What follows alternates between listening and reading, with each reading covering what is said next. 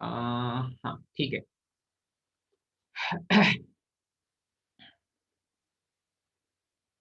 Binomial theorem,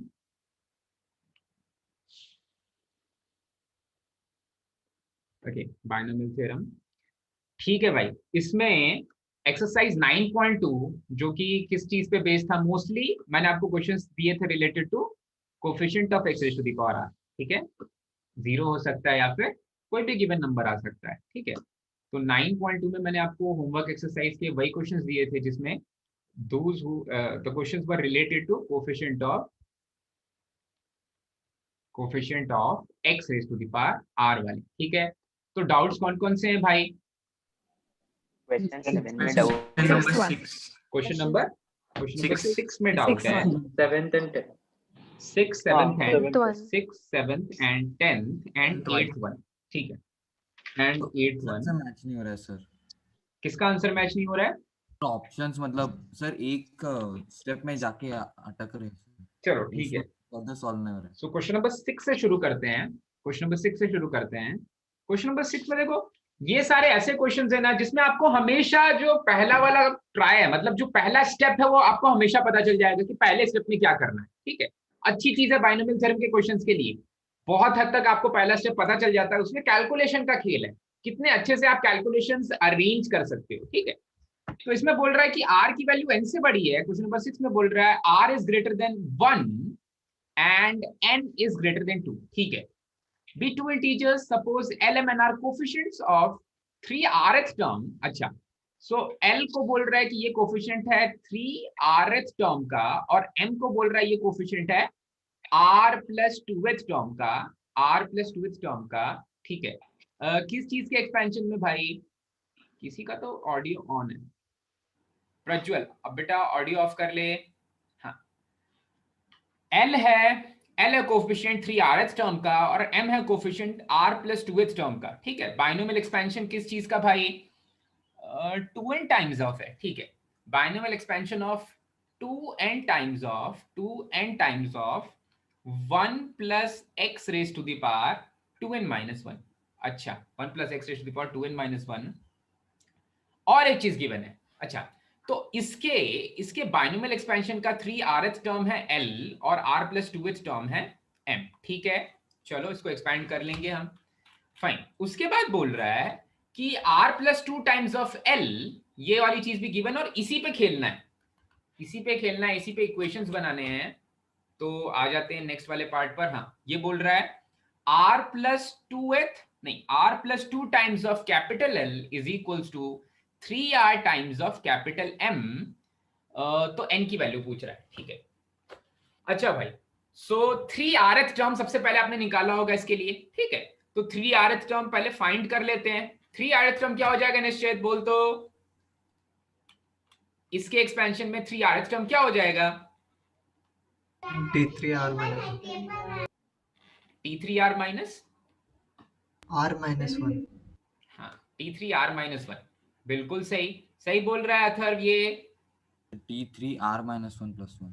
हाँ, T3R minus 1 plus 1, ये इस तरह से लिखा जाएगा, और ये टर्म हो जाएगा 2n minus 1c 3r minus 1, ठीक है। 2n minus 1c 3r minus 1, फिर x raise to the power 3r minus 1, और 2n पहले मल्टीप्लीकेशन में है तो वो वाले 2n को एज इट इज में मल्टीप्लाई कर दे रहा हूं, ठीक है। तो ये हो जाएगा t 3rth term, sorry 3r minus 1 plus 1 3rth term, okay. वैसे ही r plus 2th term tr plus 1 plus 1 हो जाएगा, tr प्लस 1 प्लस 1 हो जाएगा, और इसके लिए आपने लिखा होगा 2n times of 2n times of, ये हो जाएगा 2n minus 1 c r plus 1 x raise to the power r plus 1, okay, x raise to the power r plus 1। अब L और M को x से कोई मतलब नहीं है, L और M are not dependent upon x। L और M तो क्या है? ये तो कोफिशिएंट्स है, केवल तो केवल कोफिशिएंट्स की वैल्यू रख देते हैं इस वाले इक्वेशन में, ये जो गिवन इक्वेशन है।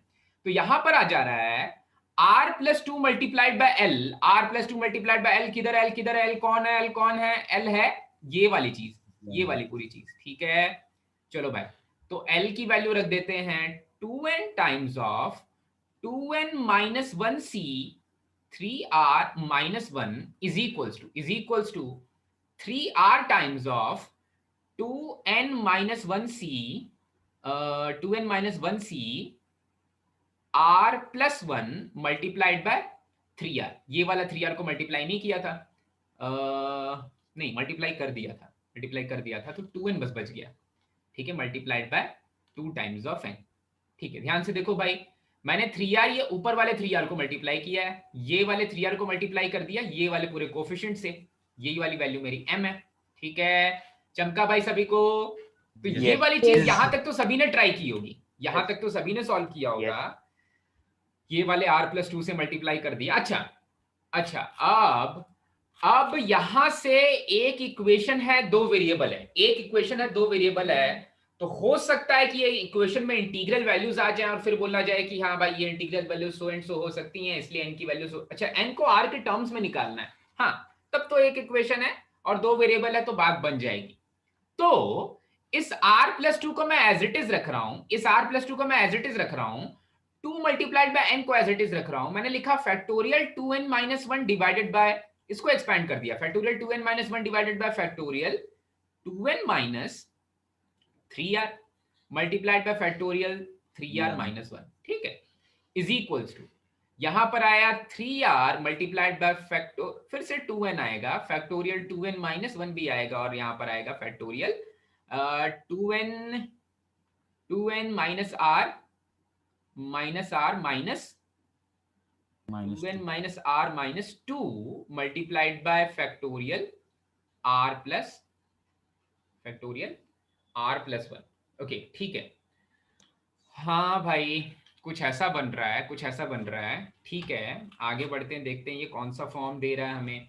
तो देखो, तो ये 2n जब 2n माइनस 1 फैक्टोरियल से मिलेगा तो क्या दे देगा, फैक्टोरियल 2n दे देगा। अच्छा भाई, divided by factorial 2n minus 3r को मैं एज इट इज लिख रहा हूं, और देखो ये वाले 3r को इस 3r माइनस 1 के पास ले लेते हैं, तो ये क्या बन जाएगा, फैक्टोरियल 3r बन जाएगा, ठीक है। 3r minus 1 multiplied by 3r will give factorial 3r, 2n minus 3r का फैक्टोरियल एज इट इज है, यहां पर ये अलग टर्म है, ये अलग टर्म है, ठीक है, इज इक्वल्स टू, अब देखो इधर में r प्लस 1 ऑलरेडी है, ऊपर वाला क्या बनने वाला है, फिर से फैक्टोरियल 2n, ऊपर वाला फिर से फैक्टोरियल 2n बनने वाला है। नीचे में क्या बचा, नीचे में बचा फैक्टोरियल 2n, मेरी आवाज आ रही है? हाँ सर, अब यस सर, Yes, sir. नीचे में बचा factorial 2n minus r minus 2 multiplied by factorial r plus 2, ठीक है। चमका क्या, कैसे आ गया फैक्टोरियल r प्लस 2, ये ऊपर वाले r प्लस 2 को मैंने नीचे वाले फैक्टोरियल r प्लस 1 से मल्टीप्लाई कर दिया है। एक सेकेंड,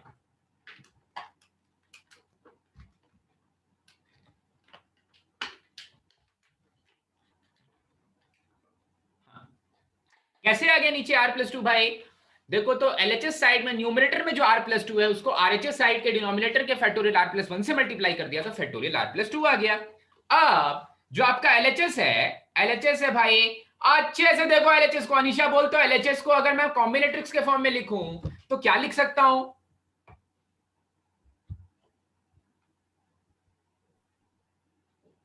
Uh, 2nc 3r. हाँ, और RHS क्या बन जाएगा, 2nc r plus 2, very good, 2nc r plus 2, ठीक है।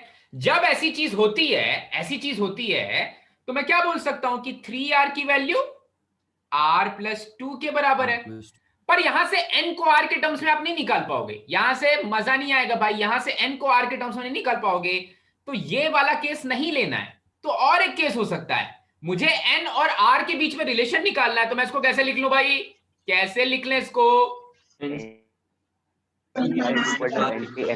2nc 2n minus 3r is equals to 2nc r plus 2। अब मैचिंग खेल लेंगे भाई, अब बोलेंगे कि 2n minus 3r will be equals to r plus 2 और 2n will be equals to 4r plus 2 which implies n will be equals to 2r + 1। ठीक है, चलो question number 6 is done. Question number 7 पे आ जाते हैं जल्दी से।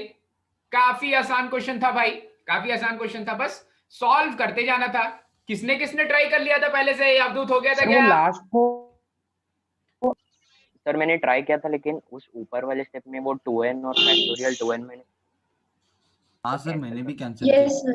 Yes, even I can. अच्छा 2n को कैंसिल कर दिया था। अच्छा ठीक है, हाँ सर 2n और factorial 2n minus Yes, sir. अच्छा ओके। ऋषिकेश तू कुछ बोल रहा है, बोल रहा था? हाँ सर वो लास्ट को NC0 NC1 plus NC1 NC2 ऐसा एक हाँ सर format है। वैसा आता है। उसके बाद सॉल्व कैसा करना समझ में नहीं है। तो कहाँ 7th पर? क्वेश्चन का बोल। अच्छा 7th वाले का। सर इससे बाइनोमियल टर्म्स बनते हैं। देखो ये Sir, तो seventh- स्टैंडर्ड है, दोनों का पार सेम है ना, तो दोनों को मैं Seventh सेम में there एक is- साथ रखूंगा। It is root x plus 1 by root x whole square का power when we simplify it. हाँ शायद ऐसा हो सकता है अनीशा। देखो दोनों का पार सेम है ना भाई, तो मैं दो बाइनोमियल एक्सपेंशन क्यों करूं? मैं शायद एक ही टर्म को बाइनोमियली एक्सपैंड कर सकता हूं। इसमें क्या चाहिए मुझे? Coefficient of x raise to the power -1 चाहिए, x raise to the power -1 का कोफिशिएंट चाहिए। तो इसको सॉल्व करने के लिए हमने क्या किया, इसको कुछ ऐसा लिखा, क्योंकि दोनों के पार सेम है इसलिए मैं दो टर्म्स को अलग अलग बाइनोमियली एक्सपैंड ना करने की जगह मैं एक साथ एक टर्म को बाइनोमियली एक्सपैंड करूंगा। ठीक है, तो इन दोनों को मल्टीप्लाई कर देंगे भाई, तो आ जाएगा x + 1/x + 1। ठीक है, x प्लस, अरे मैं क्या कर रहा हूं प्लस एक और 1 है, plus x multiplied bye 1/x लिख लो।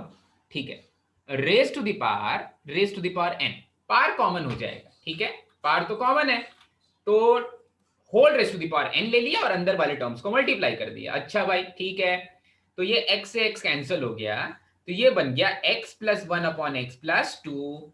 अब अनीशा क्या बोल रही थी? अनीशा क्या बोल रही थी अभी? ये वाली चीज एक परफेक्ट स्क्वायर है। किस चीज का परफेक्ट स्क्वायर है भाई? Root X plus 1/√x whole root X root X plus 1/√x का whole square plus 2 times of square root of x multiplied by 1/√x raise to the power n। ठीक है, तो आपको पता चल गया कि ये रूट एक्स प्लस 1/√x का होल स्क्वायर है, रूट एक्स प्लस 1/√x का होल स्क्वायर है। आप इसको आसानी से बाइनोमियली एक्सपैंड कर सकते हैं, रेज टू द पावर का होल स्क्वायर और raise to the power n को मैंने 2n लिख दिया है। ठीक है, अब मुझे चाहिए इस चीज के एक्सपेंशन में coefficient of x raise to the power -1। ठीक है, x raise to the power -1। ठीक है, तो इसका जनरल टर्म बोल दो खुशी, इसका जनरल टर्म क्या होगा? रुक जा एक सेकंड, रुक जा, मैं इसको लिखूंगा x raise to the power 1/2 plus x raise to the power -1/2 raise to the power 2n। इसका जनरल टर्म बता खुशी।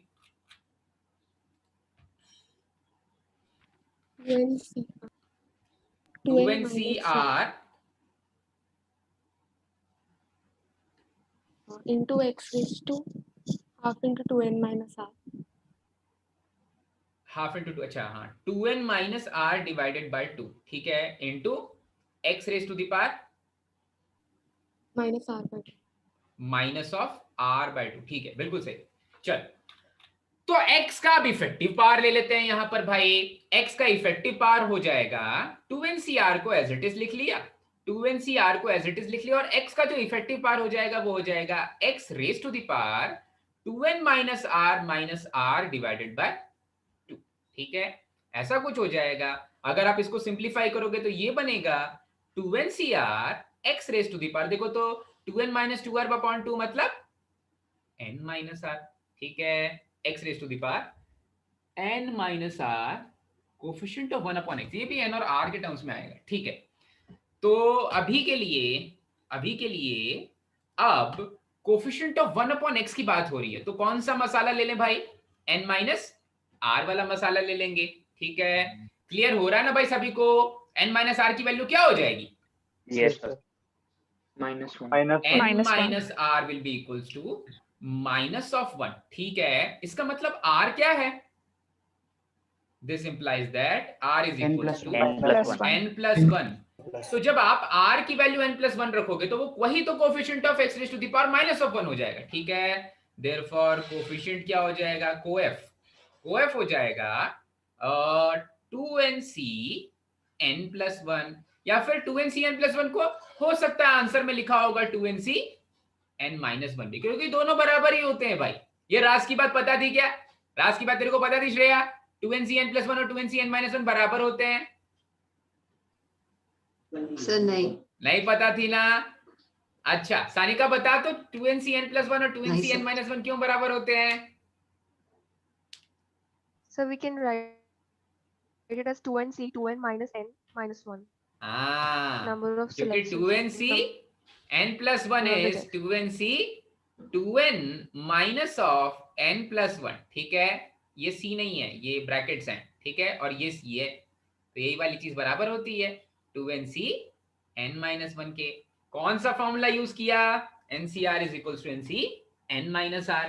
ओके फाइन, चलो भाई क्वेश्चन नंबर 7 हो गया। सर इस क्वेश्चन को अगर दोनों को एक्सपांड करके तो फिर कैसे कर सकते हैं? कभी नहीं करेंगे यार, कभी नहीं करेंगे, सेम पार है ना। कभी कल सर वो दो के मल्टीप्लिकेशन आते हैं उसके बाद में समझ में आता हाँ, क्योंकि दोनों के मल्टीप्लिकेशन में फैक्टोरियल के टर्म्स आने लग जाएंगे। फैक्टोरियल के टर्म्स आने लग जाएंगे तो फिर आपको सोचना पड़ेगा कि वो फैक्टोरियल एनसीआर का एक्सपेंशन है, एनसीएन माइनस आर। देखो आपका जो नेक्स्ट वाला एक्सरसाइज है ना, नेक्स्ट टू नेक्स्ट वाला एक्सरसाइज आई गेस, नहीं नेक्स्ट वाला एक्सरसाइज ही, उसके सिनॉप्सिस पे आप आ जाओ। आपका एक्सरसाइज 9.3 के सिनॉप्सिस पे आ जाओ। पहुंच गए? हाँ, इसके सिनॉप्सिस में जैसे 11th वाला फॉर्मूला बन रहा है या जैसे 10th वाला फॉर्मूला बन रहा है, नहीं 11th वाला फॉर्मूला बन रहा है। 11th वाला फॉर्मूला देख रहे हो? यस सर, वही हाँ, तो वो जो तुम्हारा NCN+1 वाला जो फॉर्म दिख रहा है ना, 2NCN+1, 2NCN+1 वाला फॉर्मूला दिख रहा है ना, 2NCN+1 वाला फॉर्मूला देखो ऐसे बनता है, देखो ऐसे बनता है। 2NCN+1 is equivalent to 2n factorial upon factorial n-1 into factorial n+1। ये वाला फॉर्म आपका बन रहा है, ये वाला फॉर्म आपका बन रहा है, ठीक है। तो ये वाले फॉर्म के लिए डायरेक्ट फॉर्मूला है, डायरेक्ट फॉर्मूला है, हमने अभी तक नहीं पढ़ा वाला फॉर्मूला। समझ में आया क्या? ये जो 2NCN-1 आ रहा है ये यही वाला फॉर्मूला है, ठीक है। आपके भी यही फैक्टोरियल्स आ रहे होंगे, आपको उसको रीअरेंज करना है, ऊपर नीचे कहीं पर फैक्टोरियल 2n से मल्टीप्लाई डिवाइड करना है, फिर कुछ कैंसिलेशन करना है, ठीक है। वो NC1 मल्टीप्लाइड बाय दूसरे का कुछ NC2 आ रहा होगा, ठीक है, ठीक है। तो हाँ, वो बाइनोमियल कोफिशिएंट्स की प्रॉपर्टीज है, वो बाइनोमियल कोफिशिएंट्स की प्रॉपर्टीज हम यूज करते हैं उनको सॉल्व करने के लिए डिफरेंशियल और इंटीग्रल कैलकुलस का। यहां पर नहीं किया है, बहुत सारी बुक्स में भी नहीं किया है, पर हम यूज करेंगे डिफरेंशियल और इंटीग्रल कैलकुलस का। तो वो वाला पार्ट अभी हमने नहीं पढ़ा है, ठीक है। तो आपको सीखने के लिए क्या मिला भाई? सेम पार हो। हाँ, इनफैक्ट जो वो क्वेश्चन नंबर 11 है सिनॉप्सिस का, उसको मैं ऐसे भी प्रूफ करके दिखा दूंगा, ठीक है, इससे भी प्रूफ करके आ जाएगा। बेटर है कि हम उसके लिए यूज करेंगे डिफरेंशियल इंटीग्रल कैलकुलस। लेकिन जब पार सेम होते हैं, जब पार सेम होते हैं तो क्या करते हैं भाई? हम उनको सिंगल बाइनोमियल टर्म के फॉर्म में कन्वर्ट करके एक्सपैंड करते हैं। चमका क्या? यस ठीक है, ओके, अच्छा है, आपने वैसे ट्राई तो किया कम से कम। नेक्स्ट फॉर्म इज, आपने इसके बाद क्वेश्चन नंबर 8 पूछा है। क्वेश्चन नंबर 8 पे आ जाते हैं। Given that fourth term in the expansion of, okay, question number 8, ये बहुत लोगों ने सॉल्व किया होगा। सर उसमें इक्वालिटी में डाउट है सर। हाँ sir, equality Yes, sir. Question number 8 में बोल रहा है has the maximum numerical value, find the range of values of x for which this is true, ठीक है। सो 2 इक्वालिटी तो होल्ड कर सकती है ना। मैंने आपको बताया ना प्रूफ करके कि जब दो इंटीग्रल वैल्यू सेम हो जाती हैं तो T3 और T4 दोनों मैक्सिमम वैल्यू देने लग जाते हैं, ठीक है। तो शायद वो केस हो रहा होगा। तो देखो, तो 2 + 3x upon 8 raise to the power 10 है, has maximum numerical value, fourth term की मैक्सिमम न्यूमेरिकल वैल्यू है, ठीक है। तो मैं लिख लेता हूं भाई इसका T4 मतलब T ऑफ 3 + 1, ठीक है। या फिर इसको शॉर्टकट में आप बोलोगे तो इसका जो T4 है वो T4 अपॉन T3 की वैल्यू, T4 अपॉन T3 का जो मैग्नीट्यूड है वो बड़ा होना चाहिए 1 से, ऐसा आप सोच रहे हो, ठीक है, ऐसा होता भी है, पर आपको पता है कि एक ऐसा केस आता है जब इक्वालिटी भी होल्ड करती है। मैंने आपको वो केस दिखाया था, वो केस था क्वेश्चन नंबर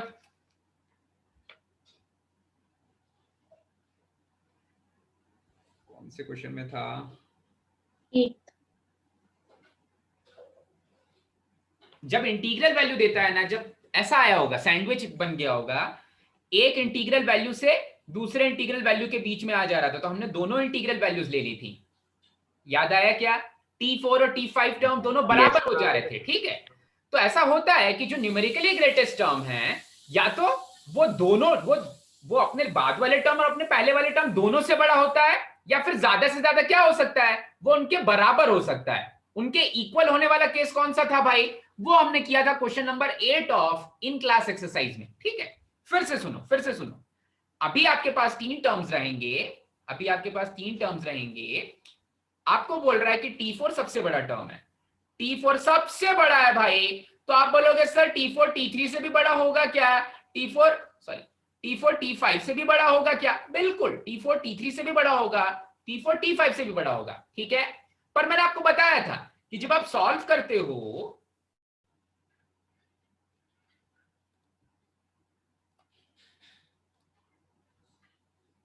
ओके,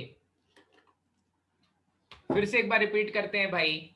देखो, हमें ये पता है कि अगर गिवन है कि T4 सबसे बड़ा टर्म है, तो ऑफ कोर्स T4 T3 से भी बड़ा होगा, T4 T5 से भी बड़ा होगा, ठीक है। पर एक और चीज आ जाती थी, क्या चीज आ जाती थी भाई? जब मैं rth टर्म को ग्रेटेस्ट टर्म लेता था और modulus of x upon a ले लेता था, a अपॉन x या x अपॉन a ले लेता था, तो एक ऐसा केस आता था जब r की वैल्यू दो इंटीग्रल वैल्यू के बीच में लाई कर रही होती थी और दोनों इंटीग्रल वैल्यूज कंसेक्यूटिव होती थी। तब हमने ये देखा था कि उस केस में दो consecutive integral values of r के लिए दोनों ही मैक्सिमम टर्म दे रहे थे, दोनों ही मैक्सिमम वैल्यूज दे रहे थे, ठीक है। तो ज्यादा से ज्यादा क्या हो सकता है कि जो T4 के लिए मैक्सिमम वैल्यू आ रही है वो T3 के लिए भी वैल्यू आ जाए, ज्यादा से ज्यादा, दोनों बराबर हो सकते हैं। ऐसा नहीं होगा कि T3 T4 से बड़ा हो जाए, ठीक है। और सेम केस में हो सकता है T4 और T5 दोनों कंसेक्यूटिव ग्रेटेस्ट इंटीजर टर्म दे रहे हैं, तो T4 T5 के बराबर हो जाएगा, ठीक है। चमका गया सभी को? एट मैक्स ये चीज हो सकती है, ठीक है। तो जब मैंने वहां पर निकाला था, तो मैंने आपको बोला था कि अगर r की दो इंटीग्रल वैल्यूज के बीच में कोई एक वैल्यू आ जा रही है, तो दोनों इंटीग्रल वैल्यूज पे वो ग्रेटेस्ट टर्म देगा, ठीक है। अब इसका उल्टा सोचना है मुझे, इसका उल्टा सोचना है कि दो इंटीग्रल वैल्यूज पे ग्रेटेस्ट टर्म दे सकता है, इसलिए इक्वालिटी लेनी पड़ेगी। दो इंटीग्रल वैल्यूज पे ग्रेटेस्ट टर्म दे सकता है, अरे नहीं देगा तो चलेगा, लेकिन एट मैक्स क्या हो सकता है कि दो इंटीग्रल, अरे मिनिमम एक ही वैल्यू पे देगा, ज्यादा से ज्यादा दो इंटीग्रल वैल्यूज पे दे सकता है, इसलिए इक्वालिटी होल्ड करानी पड़ेगी यहां पर। क्लियर हुआ क्या सभी को? Yes, sir. Okay, Yes, sir. अब T4 अपॉन T3 करना है। क्या T5 अपॉन T4 करेंगे और T4 अपॉन T3 करेंगे तो सेम आंसर मिलना चाहिए? अच्छा चलो चेक करते हैं, करना पड़ेगा सर। चलो इंडिविजुअली दोनों को सॉल्व करना पड़ेगा। चलो T4 के लिए एक्सपेंशन कहां पर है? हाँ, T4 लिखते हैं, T4 इसका लिखते हैं। अब मैं डायरेक्ट खेल रहा हूं भाई। T4 हो जाएगा 10C3 into 2 raise to the power 7 into 3x upon 8 raise to the power 3, ठीक है, डिवाइडेड बाय T3 लिख रहा हूं मैं। इक्वालिटी को थोड़ा सा नीचे खिसका देते हैं भाई, ये इधर रख दिया, ठीक है। T4 अपॉन T3 यहां पर डिवाइड किया, इसको डिवाइड किया, 10C3 नहीं 10C2 हो जाएगा। 10C2 2 raise to the power 8 और 3x upon 8 raise to the power 2, ठीक है। पर हम तो जब भी ग्रेटेस्ट टर्म निकालते हैं वो न्यूमेरिकली ग्रेटेस्ट होता है, इसलिए यहां पर मॉडुलस लिया हमने, मॉडुलस ले लिया। This must always be greater than equals to 1। तो देखो तो 10C3 upon 10C2 is 10 minus 2 upon 3, नीचे में एक 2 बैठा हुआ है, ऊपर में एक एक्स्ट्रा 3 अपॉन 8 बैठा हुआ है, इसके मॉडुलस की बात की जा रही है। This is greater than equals to 1। Okay, इस वाले 8 से इस वाले 8 को कैंसिल किया, इस वाले 3 से इस वाले 3 को कैंसिल किया, इसका मतलब x modulus of x is greater than equals to 2, क्योंकि 2 तो ऑलरेडी पॉजिटिव था। अगर x 2 से बड़ा है, इसका मतलब x sorry modulus of x 2 से बड़ा है, इसका मतलब x या तो 2 से बड़ा है या फिर x माइनस ऑफ 2 से छोटा है। ठीक है, ये मिल गया आपको एक सॉल्यूशन सेट। ठीक है, दूसरे वाले से भी चेक कर लेते हैं भाई, आपका मन कर रहा होगा दूसरे वाले से चेक करने का, बिल्कुल सेम चीज मिलने वाली है। नहीं सेम चीज नहीं मिलेगी, शायद मिल जाएगी, दूसरा वैल्यू मिल रहा है सर, दूसरा वैल्यू मिल रहा है, तो दोनों में से जो 64/21 आता है सर। तो दोनों को इंटर हाँ सर, दोनों का इंटरसेक्शन लेना पड़ेगा। ठीक है, मतलब वो इक्वालिटी होल्ड नहीं कर रही है, दो कंसेक्यूटिव टर्म्स बड़े नहीं होने वाले हैं, अलग अलग वैल्यूज मिल रही है। तो चलो, तो T4/T3 ले लिया, अब मैं लूंगा T5/T4। बताओ तो भाई T5/T4 की वैल्यू, T5/T4 की वैल्यू हमेशा ग्रेटर देन इक्वल्स टू 1 या less than equals to 1? Less than equals to 1, क्योंकि ग्रेटेस्ट टर्म कौन सा है? T4 है सबसे बड़ा T4। टर्म। हाँ भाई, तो निकाल लेते हैं भाई।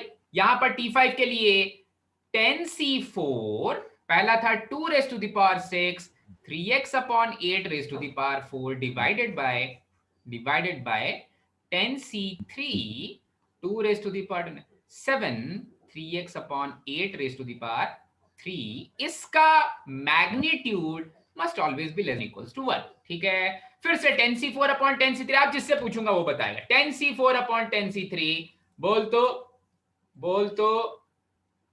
तो प्रत्यक्षा, 10C4/10C3 क्या हो जाएगा?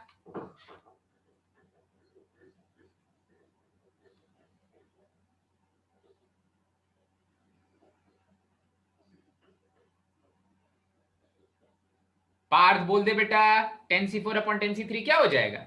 आया सर, पार्थ बोल 10C4/10C3 क्या हो जाएगा?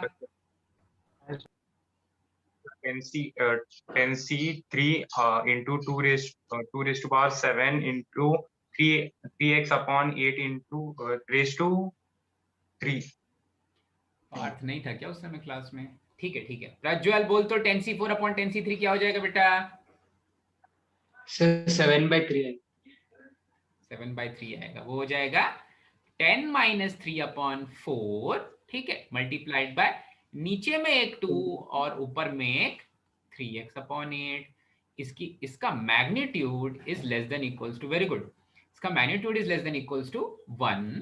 ठीक है, ओके, तो ये बन जाएगा 7/, काफी बड़ा सा टर्म आ रहा है, 7/64 into 3 into x, this is less than equals to 1। ठीक है, तो यहां से आ जाएगा x is less than equals to ऊपर गया 64/21। ठीक है, इसका मतलब x की वैल्यू लाई करती है -64/21 से लेकर के +64/21 के बीच में। ठीक है, मैं ये हो जाएगा मेरा दूसरा सॉल्यूशन। ठीक है, Yes. अब हमें मुझे दोनों का इंटरसेक्शन लेना होगा या यूनियन लेना होगा?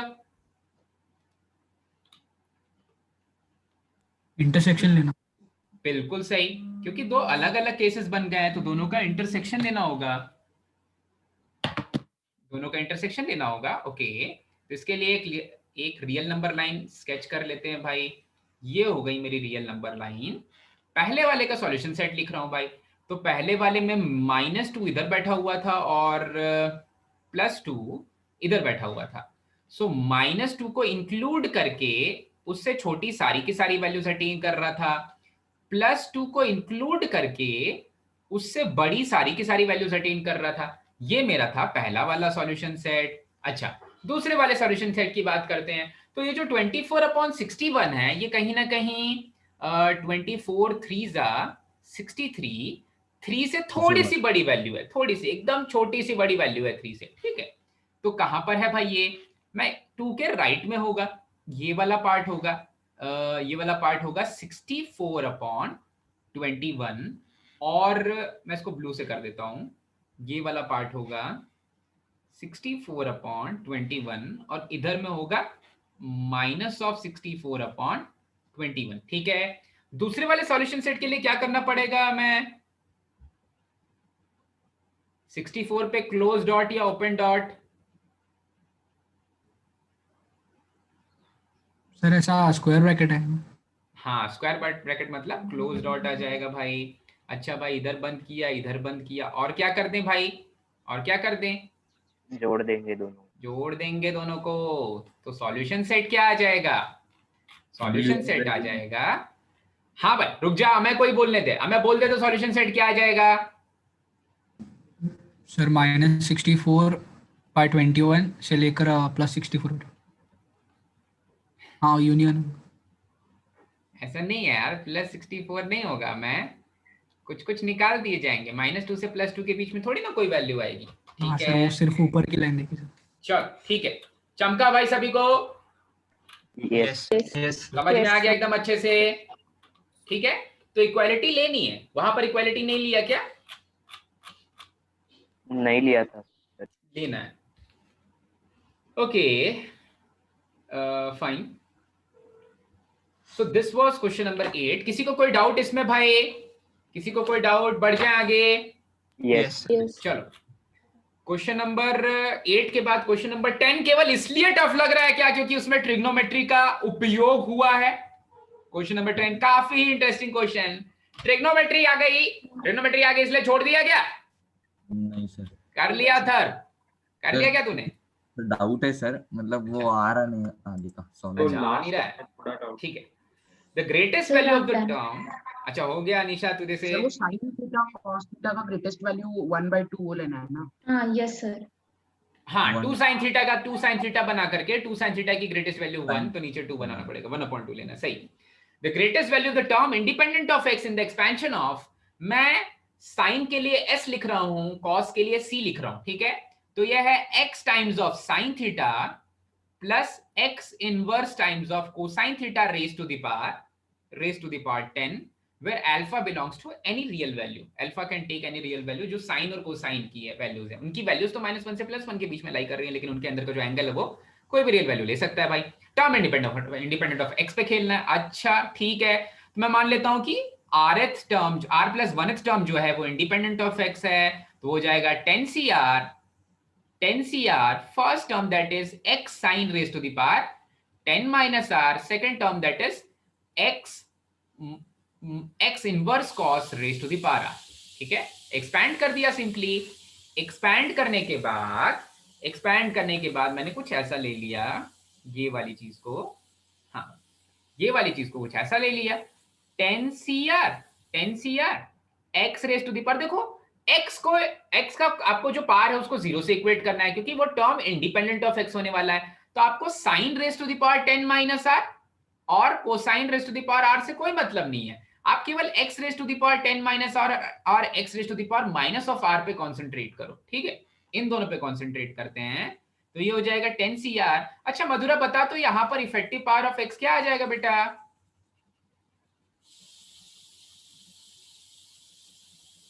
यहाँ पर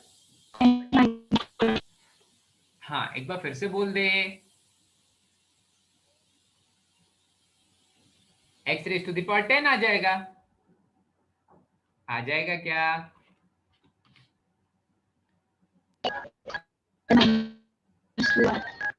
ओके समझ गया, मैं आपकी भावनाओं को समझ गया। निखिल बोल दे तो बेटा, निखिल बोल दे तो है। हाँ निखिल बोल। 10 + 2r हो जाएगा। तुम यार आधा, तुमको ऐसा लगता है कि तुम 1 सेकंड के लिए जब अपने खुद को अनम्यूट करके 5 लाइन बोल देते हो तो मुझे बाकी 5 लाइन भी समझ में आ जाती है। x raised to 10 - 2. हाँ very good, x raise to the power, बहुत अच्छे Nikhil. x raise to the power 10 - 2r आ जाएगा। ठीक है, multiplied by sin raise to the power 10 - r और cosine raise to the power r, ऐसा हो जाए। ये देखो ये जो पॉइंट है ना, ये डेसिमल नहीं लिख रहा हूं, ठीक है, इसका मतलब है मल्टीप्लीकेशन। ठीक है भाई, किसी को डाउट नहीं होना चाहिए, इसलिए मैं एक्सप्लेन कर देता हूं पहले, कितना अच्छा हूं मैं। अच्छा भाई, अब ये इंडिपेंडेंट ऑफ x है, इंडिपेंडेंट ऑफ x है तो 10 - 2r क्या हो जाएगा? 10 - 2r 0 होना चाहिए, मतलब r की वैल्यू होनी चाहिए 5। r की वैल्यू 5 रख दो, तो ग्रेटेस्ट टर्म क्या आ जाएगा? ग्रेटेस्ट टर्म आ जाएगा 10c5 sin raise to the power 10 - 5 और cosine raise to the power 5। अच्छा भाई काफी आसान है भाई, साइन और कोसाइन तो मेरे वेरिएबल्स के साथ खेल रहे हैं, क्योंकि उनके पास है अल्फा, साइन के पास एक काफी खूबसूरत सा वेरिएबल है alpha. So sine raise to the power 5 multiplied by cosine raise to the power, cosine of alpha raise to the power 5। अच्छा sine raise to the power 5 और cosine alpha raise to the power 5, ये वाली जो चीज है दोनों को 2⁵ देंगे और फिर अच्छा Rn, इन दोनों को मैं एक साथ करके कैसे लिख सकता हूं? Rn बोल तो ये दोनों को एक साथ कैसे लिख सकते हैं बेटा? Sine alpha raise to the power, हाँ बोल बेटा। सर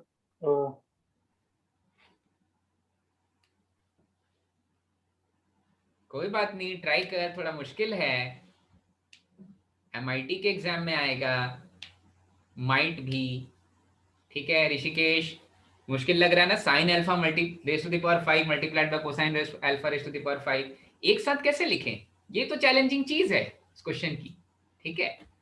तो इसको लिखने के लिए, इसको एक साथ लिखने के लिए हमने क्या किया? हमने पावर 5 बाहर निकाल के मल्टीप्लाई डिवाइड बाय हाँ, हमने इसको लिख लिया sine alpha multiplied by cosine alpha raise to the power 5। अब हम इनकी ऐसे तो एग्जैक्ट वैल्यू नहीं निकाल सकते हैं, ठीक है। जब हमें किसी ट्रिग्नोमेट्रिक टर्म को मैक्सिमाइज या मिनिमाइज करना पड़ता है तो हम कोशिश करते हैं, सॉरी ट्रिग्नोमेट्रिक फंक्शन को मैक्सिमाइज या मिनिमाइज करना पड़ता है, तो हम उसे सिंगल फंक्शन के फॉर्म में कन्वर्ट करना चाहते हैं।